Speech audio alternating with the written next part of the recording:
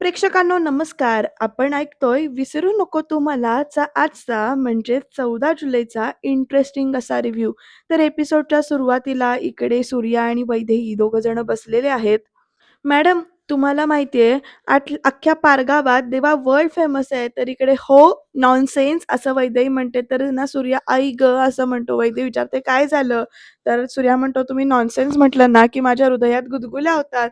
आणि मग ना इकडे वैदेहीला ते सगळा प्रकार आठवतो, की कसं त्याने ओपनिंग म्हणजे वेलकम वगैरे केलं होतं ते. ती म्हणते, "कस्टमरचं स्वागत करायची पद्धत तुमची छान आहे" वगैरे.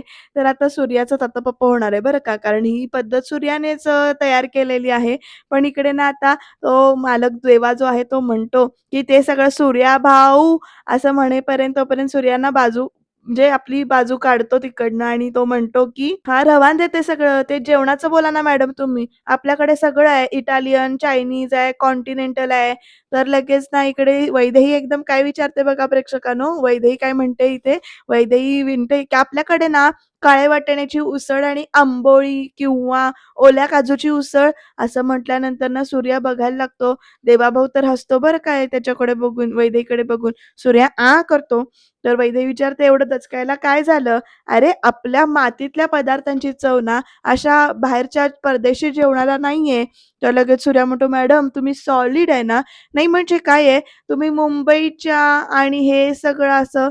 तर वैदेही म्हणते, "अरे, पण ती इकडे कोकणातूनच मुंबईत गेले होते ना. आपलं कोकण हे गाव हे माझ्यापासून कधीच दूर होऊ शकत नाही." तर सूर्या पण "हां" असं म्हणतो आणि आता प्रेक्षकांनो वैदेही सांगते, विचारते, "मिळेल ना ते जेवण?" तर देवा म्हणतो, "हो, हो, मिळेल. मी लगेच आणतो."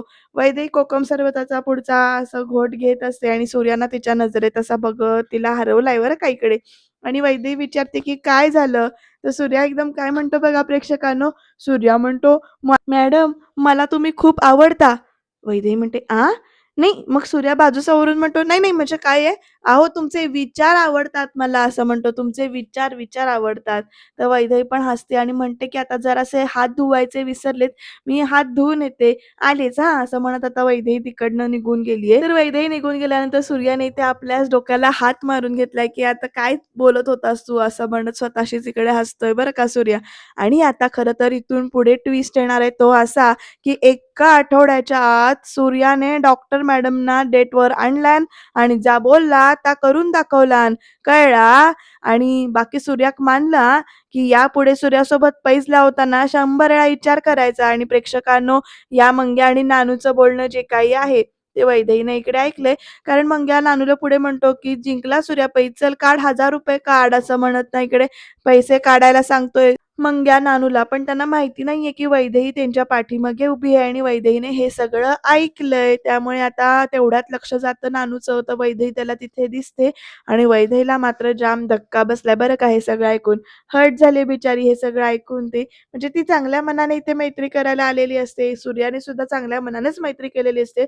पण हे जे काही मधलं बेटचं प्रकरण आहे ना, ते प्रकरण मात्र त्या दोघांच्याही लक्षातनं जातं, मंग्या आणि नानूच्या आणि सूर्याच्या सुद्धा. आणि अशा पद्धतीनं ह्या दोघांना बोलताना वैदेहीनं ऐकल्यामुळे वैदेहीला धक्का बसलाय. कारण तिला हे पटतच नाहीये, की सूर्याने बेट लावली होती तिच्याशी मैत्री करण्याची आणि तिला इथे डेटवर घेऊन यायची आणि तिला मग ते सगळे प्रसंग आठवतायत, की कसं गाडीवरून पडत असताना सूर्याने तिला वाचवलेलं असतं.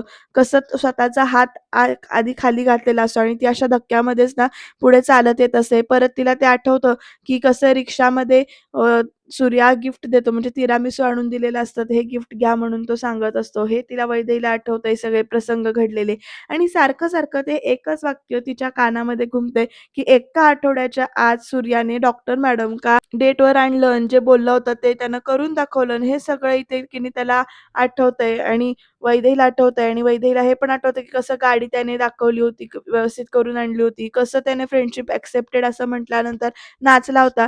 तर इकडे सूर्या आपला ना केक आणून ठेवलाय सूर्याने कापायला आणि तो सूर्या वाट बघतोय वैदेहीची. पण वैदेही आता पुढे काय करणार? जेवायला तिथं थांबणार सूर्याबरोबर, की अजून काहीतरी वेगळंच घडणार ते बघत राहूया. त्याच्यासाठी एपिसोड शेवटपर्यंत बघावा लागेल बरं का प्रेक्षकांनो. तर इथे वैदेहीला अजून सगळे प्रसंग जुने-जुने आठवतायत, की कसं डेटवर आल्यानंतर, जेवायला आल्यानंतर कसं फुलं वगैरे उधळली होती वगैरे हे सगळं आठवतंय. तर आता सूर्या हाक मारतोय, "ओ डॉक्टर मॅडम तिथे का थांबलाय? या ना, बसा." असं तो म्हणतो बरं का. वैदेही समोर येते आणि त्याच्या पाठोपाठ मंग्या आणि नानू पण येऊन उभे आहेत, की आता नेमकं काय घडतंय बघायला. सूर्या परत एकदा म्हणतो, की "अहो डॉक्टर मॅडम बसा, इथे या." वैदेही आपल्याच विचारात हरवत अशी सूर्याकडे बघत-बघत पुढे येते. तिचं लक्ष एक वेळ त्या केककडे जातंय आणि आता सूर्याने सांगितलंय परत एकदा, की "बसा, बसा तुम्ही इथे केक कापूया" वगैरे असं. म्हणजे सूर्या खुशीत आहे, पण वैदेहीच्या चेहऱ्यावर मात्र इथे टेन्शन जाम आहे. म्हणजे तिला असं कळत नाहीये काय बोलायचं किंवा काय करायचं ते. त्यामुळे वैदेही काय करते, आपली पर्स तिथे घेते, सूर्यावर चिडतीये ती आणि निघून चालली आहे. तर सूर्या म्हणतो, "अहो डॉक्टर मॅडम कुठे चालला? अहो मॅडम कुठे चालला?" असं म्हणत सूर्या पळत-पळत येतोय. "ते बघितलत का? तिकडे तिरामिसू आहे आपलं फ्रेंडशिपचं." असं म्हणेपर्यंत ना सूर्याच्या इथे गालावर 60% एक बसतीये बरं का प्रेक्षकांनो. वैदेहीच्या रागाचा आता उद्रेक झालेला आहे. सूर्याला मात्र काही कळत नाही, की नेमकं काय झालंय ते. तर तो म्हणतोय, "मॅडम अहो तुम्ही अजून 2 ते 4 मारा हवं तर, पण हे असं रागात निघून जायचं कारण कळल्याशिवाय मी तुम्हाला जाऊ देणार नाही." तर लगेच इथे वैदेही म्हणते, "का? इथून न जाऊन देण्याची सुद्धा पैज लावलीयस का?" आणि मग म्हणजे आणि मग वैदेहीकीने हळूच बघते तिकडे मंग्या आणि नानूकडे आणि मग ती दोघं कानाला हात लावतात आणि वैदेही परत चिडून पुढे जात असते. तेव्हा सूर्य असं म्हणतो आणि मग म्हणतो, "अहो मॅडम तुमचा काहीतरी गैरसमज होतोय हो." तर वैदेही म्हणते, की "गैरसमज झाला होता अरे माझा." रडत म्हणते ती आणि म्हणते, "आता सगळं मात्र मला खरं कळलंय काय असेल ते.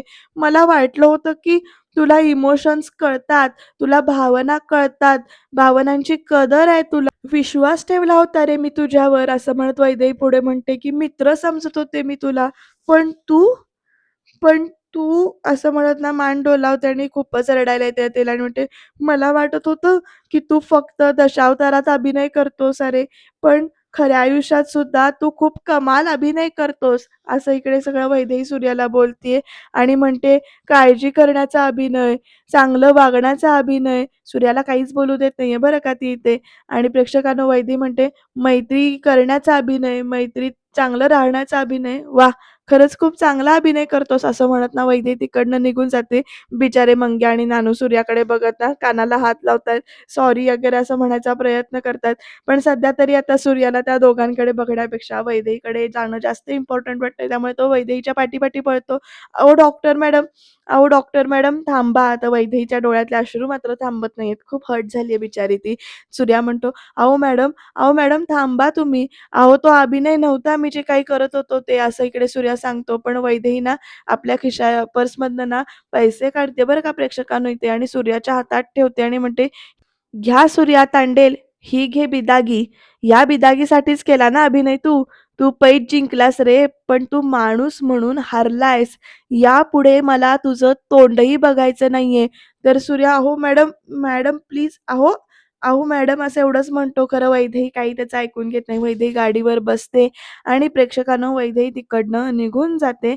अशा प्रकारे डेट चांगली होणार असं म्हणेपर्यंत डेटचा पार विचका झालेला आहे. इथे सगळा वाटोळं झालेला आहे. वैदेही गेली त्या दिशेकडे. सूर्य असा नुसता बघत उभा आहे आणि आपल्या हातात तिने ठेवलेल्या पैशांकडे बघत उभा आहे. तो काहीच बोलू शकलेला नाहीये. तर प्रेक्षकांनो इकडे घरामध्ये जेवत असताना दिगू मामाला अचानक ठसका लागतोय. खूप जोराचा ठसका लागतो. बायो त्याला भरवत असते आणि इकडे कुणाच्याही ग्लासमध्ये पाणी नाहीये बरं का. सारिकाच्या ग्लासमध्ये पाणी आहे, पण सारिकाचं लक्ष नाहीये. सारिका फोनमध्ये बघत कानात हेडफोन घालून बसली आणि ती जेवतेय तशीच. "पाणी खा" असं म्हणत ओरडते बयो आणि प्रेक्षकांनो तेवढ्यात ना सारिका पाण्याचा ग्लास घेऊन पाणी पिणार तेवढ्या तिकडे बयो तिच्या अंगावर फटका मारते आणि म्हणते, "माणसाचा जीव गेला ना, तरी तू इथे फोनमध्येच डोकं घालत बसशील." आणि मग तेव्हा तिला कळतं, की परिस्थिती काय येते. "कानात वारं शिरलं का तुझ्या?" असं म्हणत बयो ओरडते आणि शोभा तेवढ्यात पाणी घेऊन येते आणि ते पाणी देते. आता तेवढ्यात प्रेक्षकांनो पार्सल आलेलं आहे बरं का इकडे. तर शोभा आपली पार्सल घ्यायला गेलेली आहे आणि ती म्हणते, बायो कसला तरी पार्सल इला." आणि इकडे सारिका म्हणते, "आलं? माझं पार्सल असा, माझा नवीन मोबाईल असा त्यामध्ये." असं म्हणत ना इकडे सारिका उठून की नाही मोबाईलची पिशवी ती पार्सल आलेलं आहे ते बघायला जाते आणि मोबाईल घेते आणि तेवढ्यात ना सारिका मोबाईल बघतीये. तर इकडे शोभा म्हणते, "आणि हा बिल 70,000." आणि प्रेक्षकांनो 70,000 ऐकल्यानंतर इकडे मग लेटेस्ट मोबाईल हा. माझ्या जुन्या मोबाईलात ना नीट रील शूट होत नाहीत असं म्हणत नाही ते सारिका सांगते. "या मोबाईलचा कॅमेरा एक नंबर आहे आणि बघ त्याचे फॉलोअर्स कसे बघ वाढतील." बायो पैसे दे असं म्हणते बायो आणि बायोचं लक्ष तेवढ्यात कुठे जातं बघा. मगाशी जे चित्र केलं ना, पाटा, वरवंटा, खलबत्ता ठेवलाय त्याच्याकडे लक्ष जातं. बायो काय करते, त्यातलाच आता वरवंटा जो काही आहे तो उचलते दगड आणि आता ती सारिकाच्या हातातला मोबाईल जो काय तो अक्षरशः खाली फेकते जमिनीवर आणि त्या मोबाईलवर वरवंट्याने त्या दगडाने ठेचून त्या मोबाईलचा चुकणा करते. तर इकडे सारिका "बायो" असं म्हणून ओरडतीये. तसं तिकडे सूर्या आपला जे काही झालं ते आठवत इथे त्याच्या डोळ्यात पाणी येतंय बरं का आणि तो सुद्धा इथे रडत उभा आहे. मंग्या आणि नानू आलेत आणि म्हणतायत, "सूर्या अरे आमका खरंच कळूक नाही ते डॉक्टर मॅडम थंय कधी इल्या ते. अरे आम्ही फक्त मस्करी करत होतो, मस्करीत बोलत होतो." असं इकडे सांगतायत. तर "होय सूर्या खरंच अरे आम्ही मुद्दामून काय नाही केलं." असं सगळं दोघं जण बोलतायत आणि तेवढ्यात म्हणतायत, "अरे असं काय करतोस तू? हे बघ सूर्या, अगं आपण करूयात ना काहीतरी." असं दोघं जण म्हणतात. तर सूर्या चिडून म्हणतो, "ए हट!" म्हणून दोघांच्या अंगावरच जातो आणि म्हणतो, "आता काय करणार आहे तुम्ही?" असं विचारतो. आता मॅडम तर गेल्या, तर शी, शी, शी असं म्हणतो. "अरे त्या पैजेचं ना माझ्या डोक्यात पण नव्हतं अरे. ओ ते विसरूनच गेलो होतो मी." असं सगळं म्हणतो. "आणि काय रे? आणि काय कमी पडू दिलं रे मी तुम्हाला? आयुष्यभर म्हणजे पोसलं ना तुम्हाला." असं म्हणतो. "तरी सुद्धा तुम्ही असं." तर दोघं जण म्हणतात, "अरे सूर्या तू काय बोलतोयस? अरे आमची चूक झाली, आम्हाला माफ कर, चूक झाली." असं म्हणत दोघं जण पाया पडत येतात. तर तो सूर्याना दोघांना पण ढकलून देतो आणि म्हणतोय, "अरे चूक कधी होत नाही तुमची." असं म्हणून सूर्या चिडतो आणि म्हणतो, "कुठे काय बोलायचं? अरे ह्याचं अक्कल नाही का तुम्हाला कुठे काय बोलायचं याची?" तर सूर्या खूप चिडलाय, फ्रस्ट्रेट झालाय त्यामुळे तो तसं बोलतोय बरं का. आणि ते पुढं म्हणतो, "डॉक्टर मॅडमच्या मनातून उतरलो अरे मी आज." "Doctor madam? अरे हे असं तुमच्यासारखे मित्र असतील ना, तर ना शत्रूच बरे." असं एकदम हातबीत जोडून म्हणतोय बिचारा आणि म्हणतो, "निघा इथून, निघा इथून, नाहीतर मी."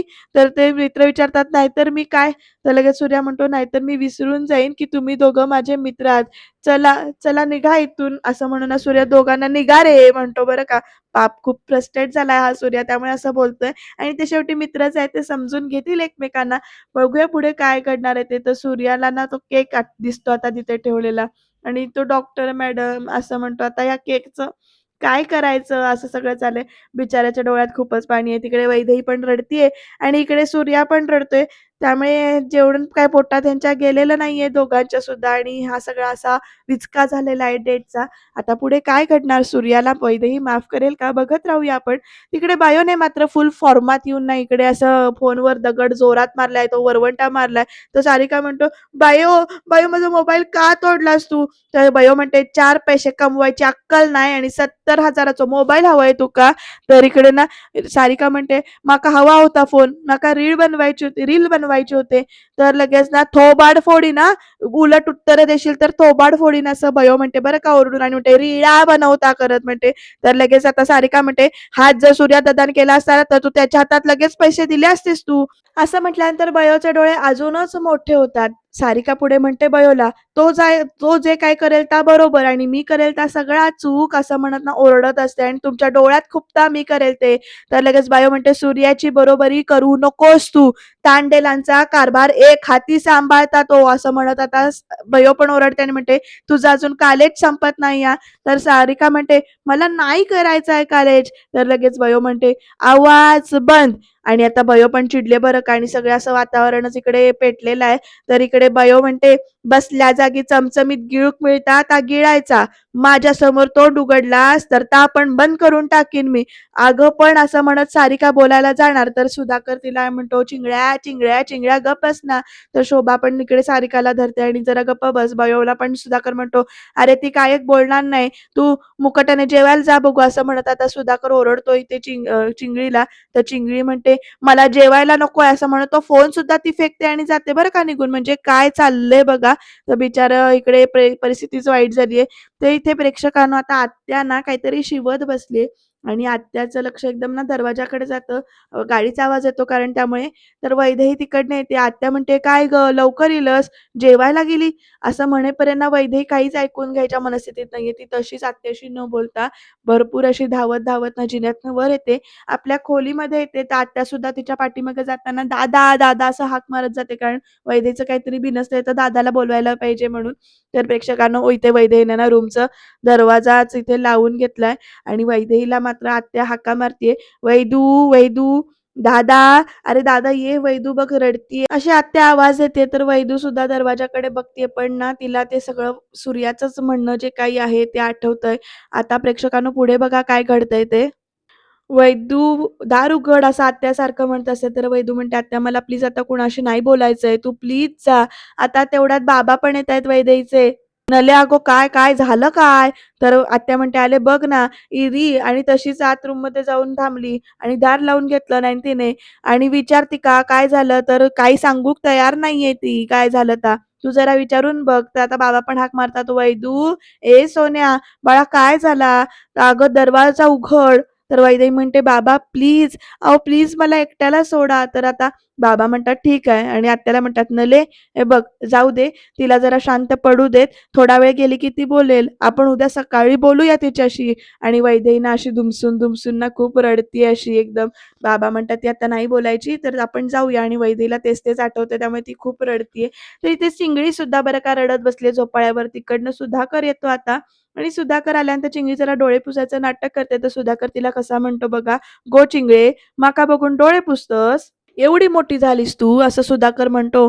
चिंगळी अजूनच रडते बरं का. "ए गप ग चिंगळ्या, एवढं रडा नकोस तू," असं सुधाकर म्हणतो आणि म्हणतो, "काय औषध बघितलं ना तुझ्या, तर माका मोबाईल सारखा चिरडून टाकील. तर तू एवढा घाबरतोस ना तिला, मग कशाला आलायस तू इथे? मला नाही कोणाची गरज," असं सांग चिंगळी म्हणते. तर सुधाकर म्हणतो, "असं काय बोलतेस तू अगं? बाय तुका जेव्हा असं काय बोलता ना, तेव्हा माझा काळीज हलताय गं," असं म्हणून सुधाकर बोलायला चालू करतो आणि म्हणतोय, "कसं आहे, एका धाकटीचं दुःख आहे ना, एका धाकट्यालाच कळतं." म्हणजे सुधाकर आता विष पेरतोय बघा हां कसं. आणि मग पुढे काय म्हणतो, "काय या, आमका नाही मूल-बाळ," असं म्हणतो बरं का सुधाकर पुढे. आणि म्हणतो, "आम्ही तुकाच ना आमच्या वंशाची पणती समजतो. माहिती आहे तुका? एक गोष्ट सांगू का? हे बघ, काय आहे ना, वच्चीनंतर ना या गादीवर जर का कुणाचा अधिकार असो ना, तर फक्त तो अधिकार तो तुझो असा." आता कसा बोलतोय बघा सुधाकर या चिंगळीला आणि म्हणतो, "तुझा हक्क तुका मिळवून देऊक हा मामा आहे ना तुझ्या सोबत असा बघ.